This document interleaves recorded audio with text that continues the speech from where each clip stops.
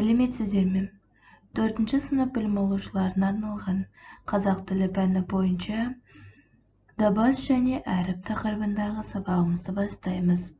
132-ші сабақ.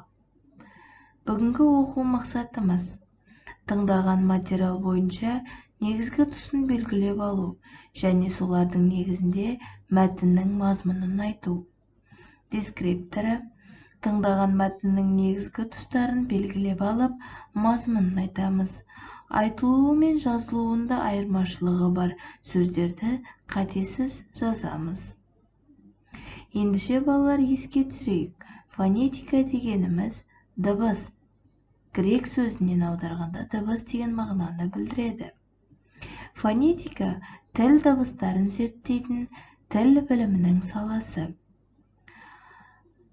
Дыбыс және әріптеп. Дыбысты біз сөздің ең кішкене бөлігі айтамыз. Дыбысты айтады және естиді. Әріп дегеніміз дыбыстың жазбаша таңбасы. Әріпті жазады және көреді. Әріптердің рет-ретімен тізілген жиынын алфавит, яғни әліпби дейді. Алфавит бұл грек сөзі, әліпби араб сөзі. Қазақ тіліндегі дыбыстар 37 дыбыс бар. Қазақ әліпбиіндегі әріптер 42 әріп бар. Қазақ тіліне тән дыбыстар 9-10 дыбыс бар. Ендеше фонетикалық талдауды еске түсірейік. Дос сөзін фонетикалық талдау жасайық. Дос сөзінде 3 әріп, 3 дыбыс, 2 дауыссыз дыбыс, 1 дауысты дыбыс, 1 буын және бүтеу буын бар. Д дыбысы дауыссыз ұяң. О дыбысы дауысты жуан, еріндік, ашық. С дыбысы дауыссыз қатаң. Ендеше балалар, оқулығымыздың 129 бетіндегі 63-ші жаттығуға назар аударыңдар. Мәтінді тыңда. Бала бидің білгірлігі.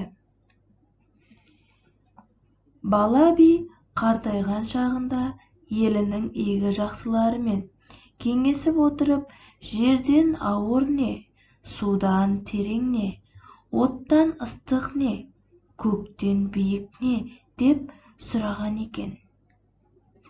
Бұған ешкім ауыз тұшарлықтай жауап бере алмапты. Сонда бала бидің сөзі өзі былай деген екен.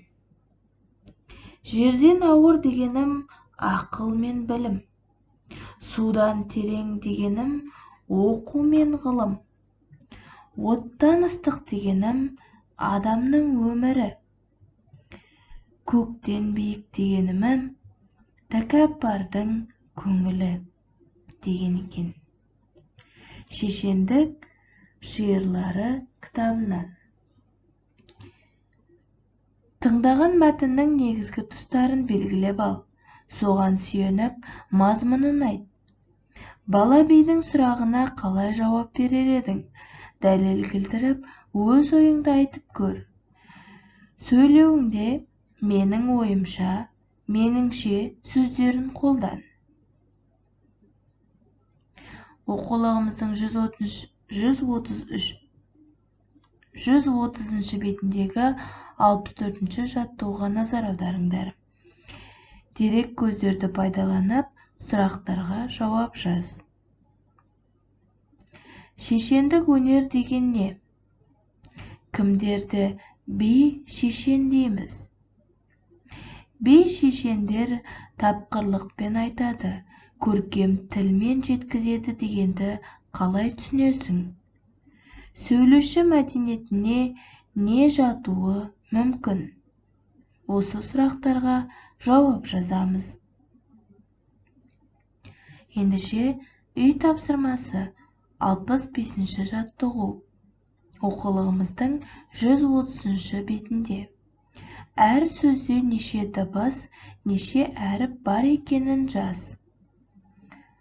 мұхит, саяхат, болашақ, сыйлық, ирек, қос аяқ, ою, шие. Осы тапсырмалар бойынша кері байланыс жасаймыз. Ендеше бүгінгі біздің сабағымыз аяқталды. Сау болыңыздар.